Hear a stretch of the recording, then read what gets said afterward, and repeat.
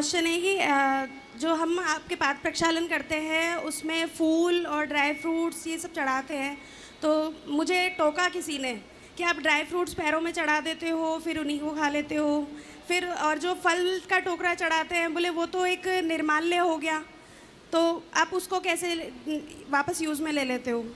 दुनिया तो कुछ ना कुछ तो बोलेगी।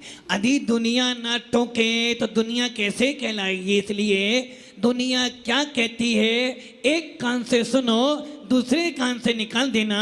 गुरु क्या कहता है उसे सुनना और उसका पालन करना।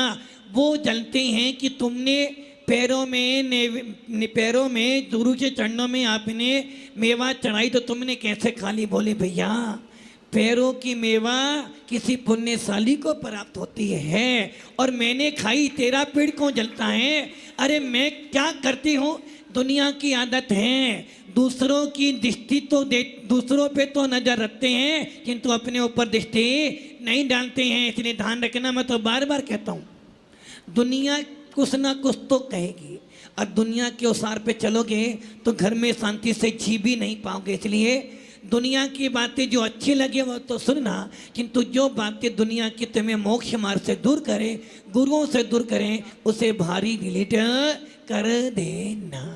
आचार्य जी वो कहते हैं कि मंदिर में चावल भी तो चढ़ाते हो, वहाँ पे भी फल चढ़ाते हो, वो भी तो यूज में हाँ, इसलिए वो ज़्यादा पढ़े लिखे व्यक्ति हैं। भक्त जिनेंद्र देव के सामने जो हमने सामग्री चढ़ा दी वो हमारे निर्माल्य हो गया है।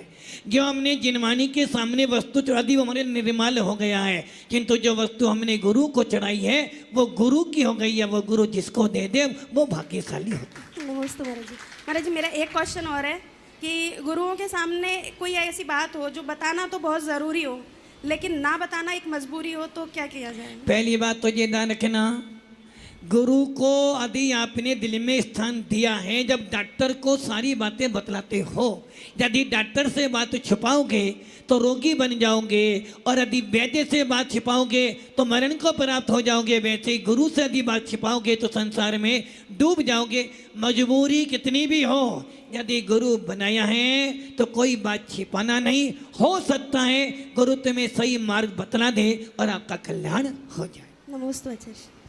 अभी अभी माता जी ने बहुत ही अच्छी बात बताई कि जब वो मार्केट में व्यक्ति नीच जाति का भी हो, वो चावल गेहूं आदि पे पैर रख रख के चढ़ चढ़ के उसे ट्रक आदि में बोरी आदि में भरता है, उन चावल को, उन गेहूं को और उन फ्रूट्स को तो आप खा सकते हो, लेकिन जो गुरुदेव के चरणों में चढ़ गए हैं ऐसे पावन पवित्र मेवे को खाने में आपको इतना सोचना पड़ रहा है, तो कहीं ना कहीं संसार में आप विचार करने पर मजबूर नहीं होते लेकिन धर्म के मामले में विचार करने पर मजबूर हो जाते हो। और देखो बाजार में जो तुम फास्ट फूड खाते हो, फिल्टर पानी पीते हो और जितना भी भोजन आप शादी पार्टियों में खाते हैं, जूते पहन पहन के वो भोजन बनाते हैं, पैरों को अंदर पानी के अंदर डाल के तो पैरों में वो पानी तुम्हें पिलाते हैं, वो समय नहीं आता तुम्हें।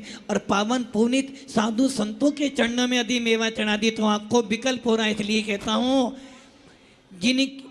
वो लोग बड़े नालायक हैं जो गुरु की बातों पर भी विश्वास नहीं करते हैं। वो डॉक्टर, वो जब आप डॉक्टर के पास जाते हो वो तुम्हें कौन सा पानी पिलाता है, कैसा पानी पिलाता है, कभी विचार नहीं करते हो। हाथ में भी नली है, मुंह में नली है, ना जाने कहाँ का नली है, और उस वहीं पे लेटरिन बाथरूम बना, वहीं पे सारा काम है, फिर भी करते हो। उस समय विकल्प नहीं आता है और धर्मात्मा को देख कर तुम्हें जलन होती है। इसलिए अपनी बुद्धि को अच्छा करो। और मैं तो जितने भी गुरु बनते हैं, जो गुरु बनते हैं, सुनना सबकी, करना गुरु के अनुसार। चलिए आगे बढ़ते हैं और बुलाते हैं